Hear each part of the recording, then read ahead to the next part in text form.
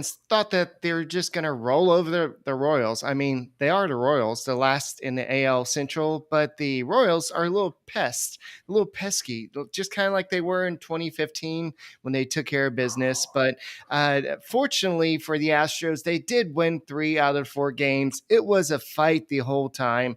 The Royals just kept on getting hit after hit, but fortunately, the Astros have a good enough team to get the job done.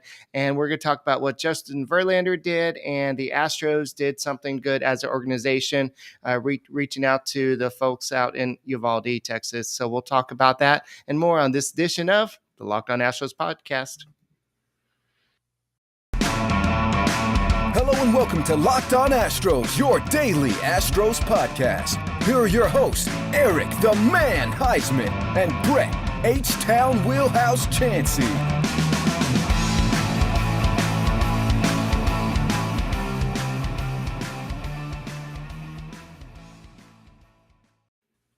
We are Locked On Houston Astros, and we hope that you join us for a daily Locked On Astros podcast. My name is Eric Huysman. You can find me on Twitter at Eric Talks Stros. Find the show at Locked On Astros, your team every day. And Brett is still on vacation. He actually wanted to do the show today. I'm like, Brett, enjoy your vacation. We got this. I got my old pal, Albie Shore, and I'm like, he's going to do an awesome job. So, Albie, where can they find you on Twitter?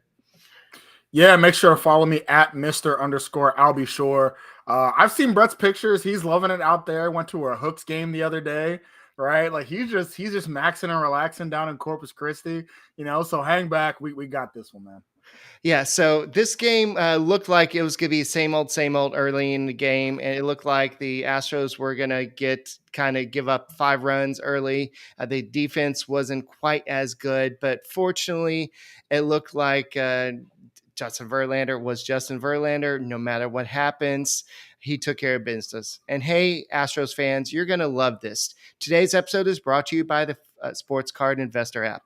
Welcome to the world of trading cards imagined. Stay tuned later in the show for more information on this awesome new tool for collectors. You're going to want to check this out on the Sports Card Investor app. And guys, thank you for making Locked On Astros podcast your first listen every day, whether it's on YouTube. If you haven't subscribed, what are you waiting for? We had Jeff Blum on yesterday. He was an awesome interview. I know the audio was a little off, but it was still an awesome interview. He had a lot of great insight onto what the Astros should do at the trade deadline and what he expects. And the person he compared Yordan Alvarez to was pretty awesome. Everybody compares him to David Ortiz, but he compared him to Barry Bonds. And so that's a pretty good comparison there. So, and make sure you listen to us on your way home from work and make us your first listen on Apple, Odyssey, Spotify. And you're talking about your podcast. What's your podcast, Albie? Yeah, so Tortillas and Takes podcast. We are a Texas Tech centric podcast. Also the main podcast for RedRaidersports.com. Right now, especially with realignment, all things Big 12 and just all the craziness going on there. We also talk quite extensively about college baseball. So make sure to check us out, Tortillas and Takes. Also follow us at Tortillas and Takes. So Blummer, man, that comparison, Yordan Alvarez to Barry Bonds. I feel like that's just even putting him in the same aura of Barry Bonds is like quite the comparison. Like that's already saying you're like godlike in the way that you're hitting the ball, not just power, but contact as well. Well, I'm going to have to disagree at one aspect of his game. I don't think Alvarez will ever have the speed of Barry Bonds. So maybe he's talking San Fran Barry with the juiced up head. You know what I'm saying? Like that's a little bit different. Yeah. What I mean? So the Astros had a little scare today. Jeremy Pena was originally in the lineup, and he was scratched for some reason. And of course, Chandler Rome, as optimistic as he is, the Astros has scratched Jeremy Pena from lineup. I guess we don't know why. We won't ever find out why. But he was scratched later due to health and safety protocols.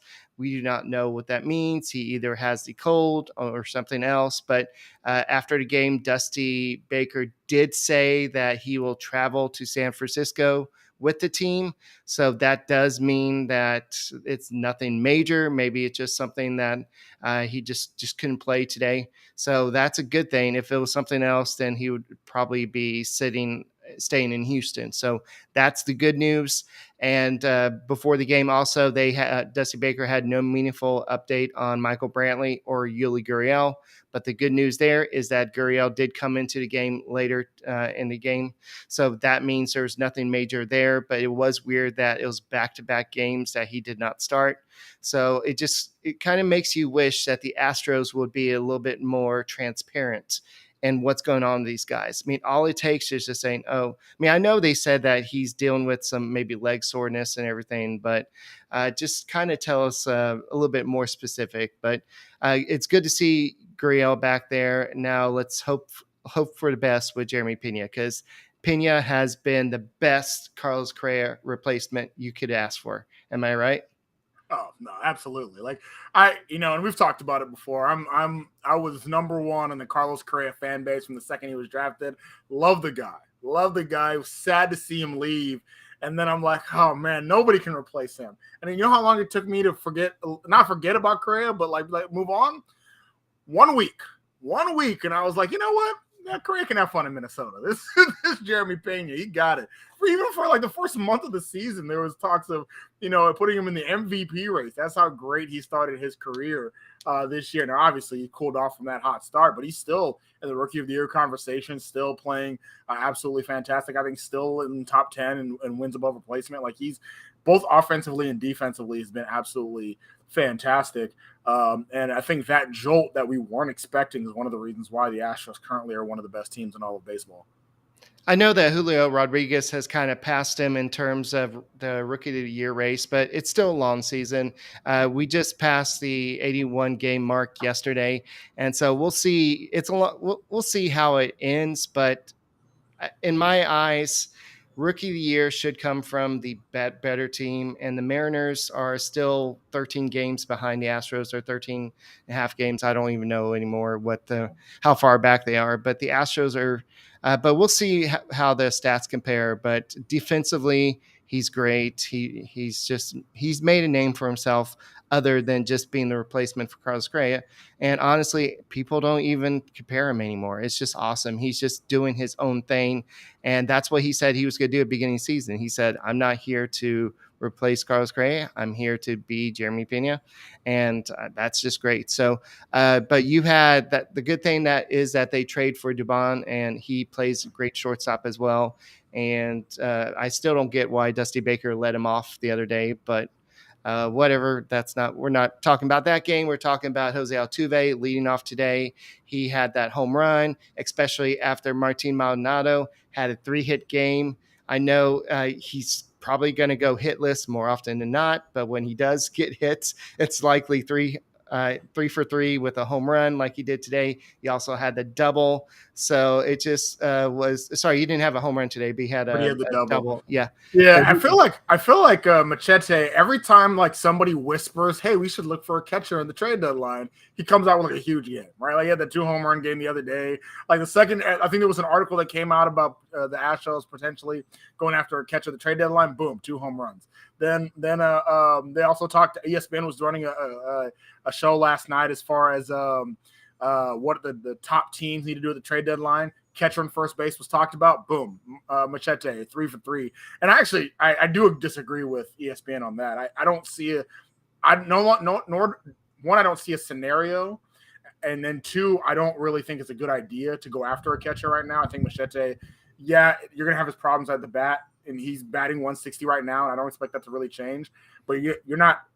That's not what you have him there for, right? That's what you drafted Corey Lee for, hoping that Corey Lee eventually will become that guy to replace Machete down the line. You drafted Machete. You have Machete to be able to handle all the other pitchers, to be able to handle the pitchers, to be the arguably the best defensive catcher in all of baseball. He can bat 160 when he's doing crazy plays like faking out the runner at first base and doing all types of settling down some of your younger pitchers and stuff like that. Like that is his role on this team. And then maybe next year or the year after is when you say, okay, Corey Lee, it's your time to be the starting catcher. Yeah, for sure. And definitely Yordan Alvarez's cards are probably skyrocketing right now. He's one of the best players in baseball. I know a lot of people say, well, what about Aaron Judge? Yeah, Aaron Judge is there too, but it's Alvarez and Judge right now for MVPs in AL West. You're forgetting one person. and that's Shohei Ohtani. And I can, hey, like, listen, Ohtani is he's Where's the mute button? Where's the mute button? He's one of the better pitchers, one of the better hitters, and already I feel like he's always going to be in the conversation just to the fact he can do both. But he's doing both very well. So like I can't hate on the guy. Like the team's going to suck. They're going to be the same as Mike Trout, to where they're, Ohtani with a home run and 10 strikeouts. Oh, Mike Trout going 3 for 3 in a home run as the Angels are down 15-5. That's what it's going to be. But it is what it is. Well, either way, I don't know if you're old enough for this, but remember the old days when you have to collect baseball cards and you have to buy one of those magazines and go look for a year and everything. It was so hectic back in the 90s when I was collecting baseball cards, but now the Sports Card Investor app is the hobby's most powerful resource. It's quickly check the value of your favorite sports car, find great deals, and profit from the hobby you love. Available completely free in the Google Play and Apple App Store. The Sports Card Investor app is must-have for all sports baseball fans. It's completely free. You can easily browse over 630,000 cards from every sport, with hundreds more added each week. Check the latest values of your favorite cards with 7-day and even 30-day charts. Find the best prices and buy directly through the app or with our eBay deal features. And so if you want to go out there and get Albie's favorite player, Shohei Ohtani cards, I'm sure you can go to Sports Card Investor app. And if you want to go get our guy, Alvarez's cards, then you can go there too. Or if you want to go back in old days and get some Jeff Bagwell cards, it's just great to go back in time and see how much your favorite old time cards are worth today. I have a whole closet full that I would love to see how much they're worth and maybe eventually get rid of and make some money off those cards. So if you're interested in getting into sports cards, find great deals about your favorite players and just see, like Mike Trout, Aaron Judge, Shohei Ohtani. It's just the names go on and on.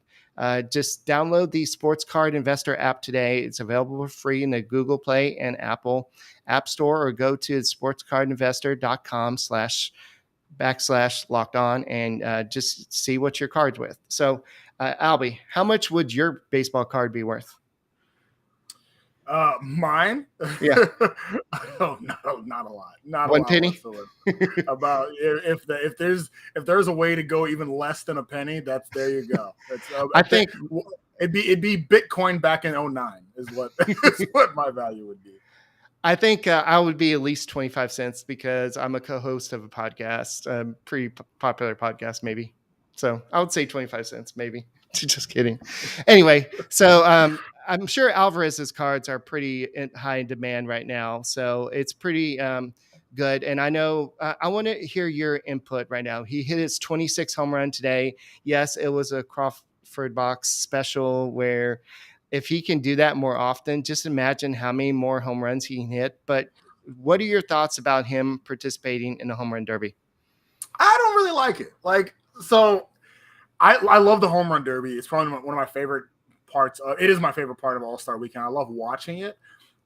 There's way too many stories of players going to the home run derby and completely falling off afterwards. And no, I don't think that's going to be Yordan. Don't get me wrong. But why test it? Right? Like nowadays, I think it's much better to just have certain players that are just great at the home run derby. You kind of have some of the guys that now are really doing the home run derby. Is kind of like Pete Alonso, right? Pete Alonso's fantastic at the home run derby. He can do the home run derby, and that's kind of been his thing. I think he's better at the home run derby than he is kind of playing. That's just my opinion. But I'd rather Yordan. You're already on a hot streak. There's no need to mess it up. Right. Just rest, chill out, do your one inning in the All-Star game, and take it easy. There's no need to strain yourself and go all out for the home run derby. And then you're kind of I've heard stories about players being tired. You have the Ryan Howard kind of had he kind of looks back at the home run derby not as fondly as he did while he was doing it. And kind of attributes that to maybe some of the issues that he may have had later on in his career. Like, I just don't want that to happen. And I don't think it's going to happen, but I can't see into the future. And why risk it? Right. So Altuve hit his 17th home run of the year. So that means he's going to end up, if this is halfway mark, maybe with about 30 35 home runs any season. Alvarez is on pace to hit about 50, 58, 55 or something if we're going to keep on going at his rate. So the Astros are going to have something they haven't had in a long time. Somebody hit above 50 home runs potentially if Alvarez keeps this up. So yes, I think he wants to play for the long term, and the Astros want him to play for the long term. At the same time, I know it would be awesome to see him hit in a home run derby because his swing is so simple. And that's what Blum was saying on podcast. He has such a simple swing. So it's not like Alex Bregman, who has to put his whole body into it and to generate the power. So I think that somebody like Alvarez would be a natural fit, but I still think that he's trying to decide if he wants to do it. So let's get back to today's game. Verlander, he had some bad defense played behind him in the first inning. There was an error by Dubon. And then I believe that, I don't know if that led to the run. And then Meyers in the second inning, the ball got by his glove. And then Chas McCormick didn't really see it right away. Then he had to go back and get to it. So the runner got all the way to third base, and that run eventually scored. So Verlander only gave up one run on the day, one earned run on day, 2 runs on day, 7 hits, 8 strikeouts, and he got to the 100 pitch mark. 100 pitch mark exactly. So good game from Verlander overall, especially after the last 3 games, the starting pitchers gave up 5 runs. This is a much better start, right? Yeah, I mean, I think in this game, Verlander did a great job of getting outs when he needed to, right? So he did give up hits, but anytime there was a situation where he just needed to get out of the inning, he was able to get out of the inning. I think he did a fantastic job there. Like you kind of mentioned, he didn't get too much help early on, but he was able to limit some of the damage that could have potentially been done. Verlander right now, I mean, he's some of the best pitching I think I've ever seen him do, simply because of what he's coming back from, right? 2 years without really pitching. And so he's absolutely doing a fantastic job, and he continued it here in this game as well. So I do think that one thing that I really like from Verlander is you're starting to see a trend, or from not just Verlander, from the Astros in general, you're starting to see a trend over baseball where starting pitchers aren't lasting as long. Right. And I think in this game, 100 pitches for Justin Verlander, I like this old school approach that Dusty Baker has of saying, you know what, I'm going to still play close to vest. I'm using all the tools that I have at my disposal when it comes to the analytics, some of the new school stuff, but I'm still going to, do some of this old school way of thinking of, if my starting pitcher's out there and he's pitching well, why pull him? And you saw he didn't pull him until 100 pitches in. Now, he doesn't overdo it. Yeah. Right? He doesn't overdo it and have him 8 innings in there, 150 pitches going, but does a good job of keeping him out there. And then from that, you can then manage a little bit. You can have Matan go in, and even we saw Montero get some burn as well before bringing in Ryan Presley. Yeah, also pushing him back 3 days just to kind of save some innings on his arm. And I think after the game, let me see if I can find it. Verlander actually said, I love having the time off. He used to want to push the gas, and now he sees the value in not having to go every 5 days. The process isn't done, and constantly evaluating what the doctors evaluating with the doctors, it seems to be working out nicely. So basically, he actually, in the past, he'll be like, no, I want to go every 5th day. I want to be on a routine. And he said, actually, I liked it. I like having the extra time. I felt a little bit more fresh. And so we'll see how he likes to do it in the long term. But I think that we need him in October. And that's what the Astros are looking at. And speaking of which, Verlander is the first pitcher to get to 11 wins this season. So how about that? He's already he's already going to be on track for 200 innings this year. I believe he's around 100 innings, if not already 200 innings. So this guy is doing what most people coming back from Tommy John surgery is not normally do. I do think that JV is also, he's pitching very smart. So, I don't think this is necessarily a year where JV is just, like you said, where he's just throwing as hard as he can, trying to get as many strikeouts as he can, trying to have so many 1, 2, 3 innings as possible. I mean, he gave up 7 hits today. So it's not like it's necessarily just top tier stuff, but he's, like I said earlier, he's getting out of innings. He's being very smart with his ball placement and figuring out when and he's really outsmarting batters more than anything. And so I think this is where you're seeing a situation where, okay, now I'm 39, now I'm the wily vet, now I'm older than everybody, and I've been in the league longer, and I know how I can make Right. these things shake that these young guys just don't know about yet. Yeah. So the Astros are now 54-28, and now they're going to go off to the West Coast, which means late games. Yay. Uh, as a guy who does a podcast after every game, that's music to our ears. Not. So, I mean, I don't mind doing it every once in a while, but it gets a little old after a while, especially after staying up late. You get kind of hungry and you're like, what should I eat? And you're like, oh, wait, I like a Built Bar. And so Built Bar is kind of good for a snack. And if you're going to the gym or if you're just watching a late night game, you don't want to eat chocolate covered grasshoppers like Julia Morales did that one time. So Built Bar is from the people that invented the actually, we're talking about chocolate coconut brownie chunk puffs today. From the people who invented the healthy and tasty Built Bar comes the latest gift to your taste buds. You've probably tried the amazing coconut brownie chunk Built Bar, but guess what? Your friends at Built have given coconut brownie chunk the puffs treatment. That's right. The coconut brownie chunk Built Bar flavor you love in a delicious, chewy marshmallow covered in 100% real chocolate. It's like a fluffy cloud of coconut brownie goodness. But stop drooling and listen. They are good for you. Low calorie, low sugar, high protein, and all delicious. Coconut brownie chunk puffs are only here for a limited time. Go to built.com now to make sure you don't miss out. They're going fast because they taste amazing. All Built Bars are made with collagen protein, which your body absorbs more efficiently and provides ton of health benefits. Eat something that tastes great and is good for you. The best part about Built Puffs, of course, is that they taste amazing, but you can also eat them guilt-free because they're actually good for you. They're the perfect treat for when you're watching a late-night game, perfect when you got that craving, you need to satisfy your sweet tooth, or you need a quick and healthy snack. The delicious coconut-rich sweet brownie, creamy marshmallow. Stop fantasizing and get to Built.com to order your box of coconut brownie chunk Built Puffs right now.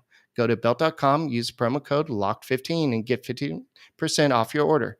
Use the promo code LOCKED15.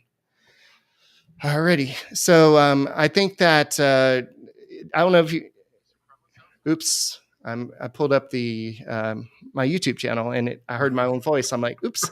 So I think that looking at where the Astros are compared to the Yankees, I think that they are on track. I need to actually look at that for next show on Sunday. Looking after the Astros went 11-11, how has their record compared to the Yankees during that same time?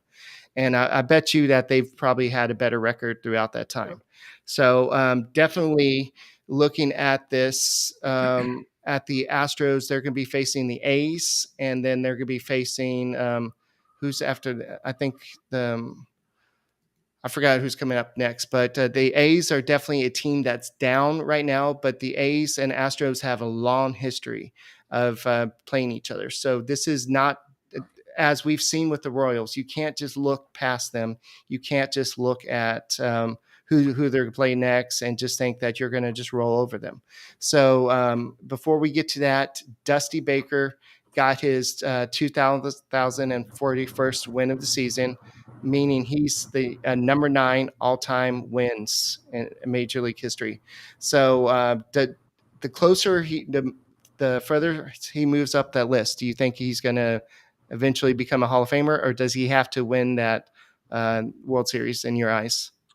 I think Dusty's a Hall of Famer just because of everything he's also given to the game of baseball. Like, so he's already going up the list of career wins. He's made the World Series now. He's already done almost everything you can do except win a World Series. And I don't think that should be the only criteria for him to get in because of everything else that he's done for the sport of baseball and for MLB in general, both in his playing days and his managerial days. So I do think he's going to get in regardless. However, If he wants to write his name in the Hall of Fame books in pen instead of pencil, he needs that World Series victory. Like I think the World Series victory puts him over the top. There's no question. First ballot, call it a day. And that's, I think, what he's missing. I think he'll get in regardless, but it's a no-brainer the second he gets it. Right. So it is the Athletics on the road, then the Angels on the road, then they come back home and play the A's at Minute Maid Park, and then it's going to be the Home Run Derby on the 18th, and then the All-Star Game on the 19th. And so basically that's going to be that. Yeah. Don't you love this division? Don't you love this division so much? Here the Yankees have to go and play the Blue Jays and the Red Sox and the Rays, and we get to play the Angels and the Athletics. And it gets better. On the 21st, the Astros play the Yankees on a doubleheader. Then they play the Mariners, then the A's, then the Mariners. So it's great. I love this because here's the thing: is also in the race for. I honestly don't care about getting the first seed. I really don't. To me, and it sounds like for the Astros management as well. It's all about the double bye. It's all about getting the top 2 seed. That's all that really matters. Right. And I think right now, the only team that really stands in our way of that are the Twins. But to me, I want New York. I want 2 things to happen for New York. I want them to, one, chase the record. And I want them to also have the Red Sox and the Red Sox and Blue Jays have kind of been streaky in both ways this year, but I want them to also give them pressure. So I want the Yankees to feel the need to continue to win games and go all out in the regular season, similar to what we saw with the Mariners back in 2001, where they really pushed for 117. They really wanted 117. They got 117, and they flamed out in the first round of the playoffs. And I'm of the belief that the Astros and Yankees are due for a collision course. And so if we're in a situation to where the Yankees are really pushing for trying to break the record and go for 117, saw a couple pundits saying that they think it's going to happen, and that's great. Keep thinking it's going to happen. I hope they get it. I hope they get 118 just for them to strain themselves and not cross the finish line at the end in October. I don't know if you've heard this, but I've got some bad news. Next year, it's not going to be so easy for the Astros. They're going to play 4 games less in the division. That way they can look like versus each opponent. So they're going to play I believe it's only going to be 15 games against the A's, 15 games against the Mariners, something like that. And they're going to play every team in the National League next year. Oh, yeah, that's right. That's yes. Yeah. So there are going to be less AL West teams. So, yeah. But I think the Astros, you want to play the better teams. And not playing the Dodgers this year could be a blessing, but at the same time, you want that drama. You want to face them. You want to be able to have Jose Altuve hit that home run over there. And yeah, I mean, iron sharpens iron, so it does make you better. And we have seen it. Playing those better teams has made us better. I think recent competition against the A's have made the Astros better in some years. The A's aren't that team anymore right now, at least this year. But having that, the A's, I think, are the only team in the past, since 2017 that have really given the Astros real interdivisional problems. And I think that has helped the team in those years. But it's also nice to just we can just sit back and, we just got to, it's the Angels? Oh, okay, we're fine. But this is not the same A's anymore. This is a different team. So somebody asked us earlier, I'm not going to scroll all the way up there to see what the question was, but I believe they asked us to talk about Jake Meyers' hot start this season. Yes, he's still batting .302 with the 776 OPS. He looks like he's doing pretty good. He made another diving catch today. Now that he's healthy, he reminds me not necessarily his offense, but his defense reminds me of what you saw with George Springer, his ability to throw his body and do Superman catches and everything like that. So I think that Jake Meyers is going to be given the keys to center field until they decide, okay, I think we need to go get somebody else for center field. But dude, he is bad as right now for the past week, batting .368 with over 1,000 OPS. Right. He is absolutely on it. I agree with you. I think it's at this point we've been looking for a real center fielder all year long, and it's kind of his until it's not. I think that's really how you take it going forward. I mean, you think about it, at the beginning of the year, we were thinking, eventually we'll have to get a center fielder. We thought maybe the trade deadline, eventually we'll have to really get that figured out. And I think we already have it figured out.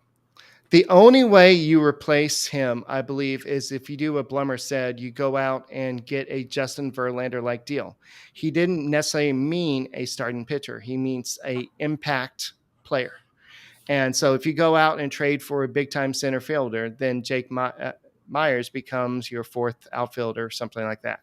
So, but right now you need all hands on deck because, of course, Michael Brantley's on IL. We don't know when he's coming back, but it's good to have Aledmys Diaz who can play the outfield, and Dubon can play shortstop. He can play the outfield. So it was kind of weird seeing Dubon playing shortstop and Diaz out there in left field. But at the same time, I believe that they believe that Dubon's a better shortstop versus Diaz. So, yeah.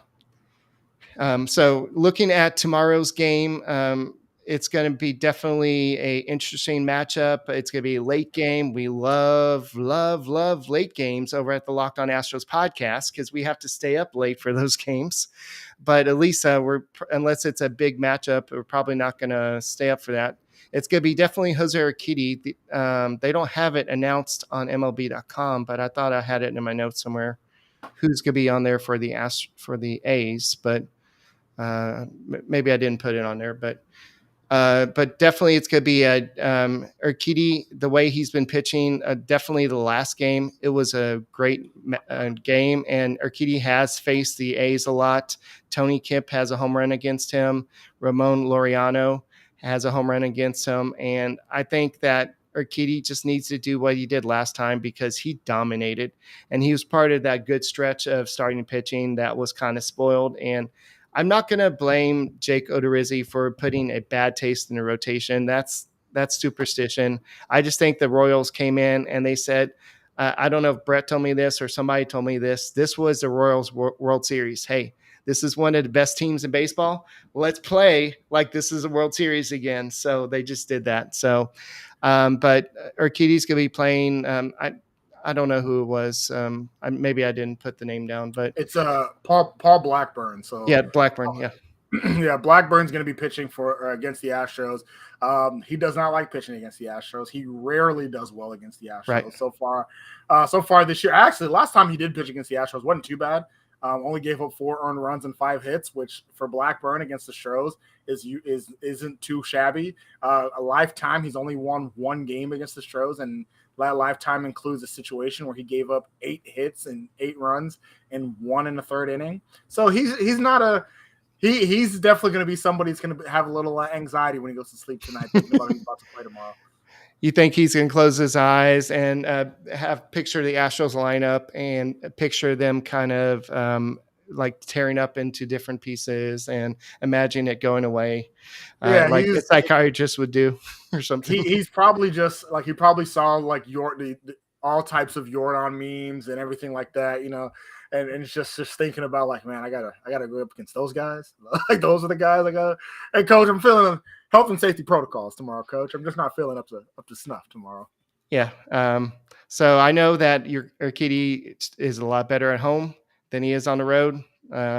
But still, you're going to have to learn how to pitch on the road if you're going to pitch in the playoffs. So, because the Astros, especially once McCullers comes back and Jake Odorizzi decides what type of pitcher he's going to be, is he going to be the first 3 games of the season or the other however many games it was type of pitcher. So, Urquidy's got to decide what type of pitcher he is. So just kind of to close out the show, Hunter Brown and Yainer Diaz will represent the Astros at the future game on July 16th. And also Dusty Baker's son, Darren Baker, will represent the Nationals.